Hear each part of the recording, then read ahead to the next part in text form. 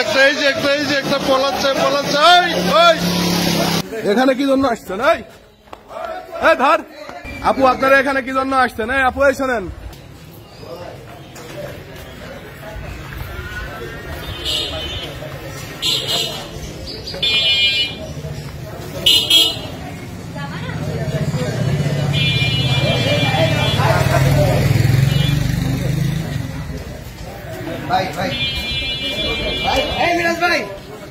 ঢোকার ফুটেজ আছে। আপুকে জিজ্ঞেস করেন তো ভাই।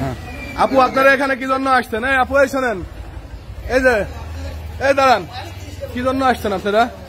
দাঁড়ান, কি জন্য আসছেন? কথা বলেন, এখানে কি জন্য আসছেন? আরে ভাই, এখানে কি জন্য আসছেন? এই ধর, এই দাঁড়ান, আপনার কোন বন্ধু আছে? কে আপনি? লেখাপড়া করেন কোথায়? থামেন, আমার বন্ধু আছে। এখানে কি জন্য আসছেন? ওই ধরেন। খোলাখুলি আমার কালকে পরীক্ষা ছিল, এখানে প্রশ্ন আসবে আমাদের, পরে কালকে পরীক্ষা। কত টাকা কন্ট্যাক্ট হয়েছিল? আমার 16 লাখ টাকা।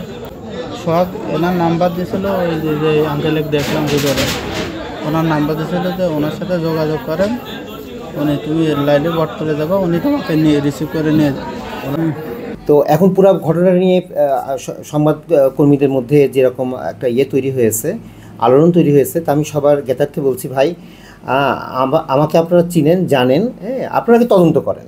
আমি বলবো না যে আমার নিজের থেকে আমি কোনো আগবাড়া কিছু বলতে চাচ্ছি না।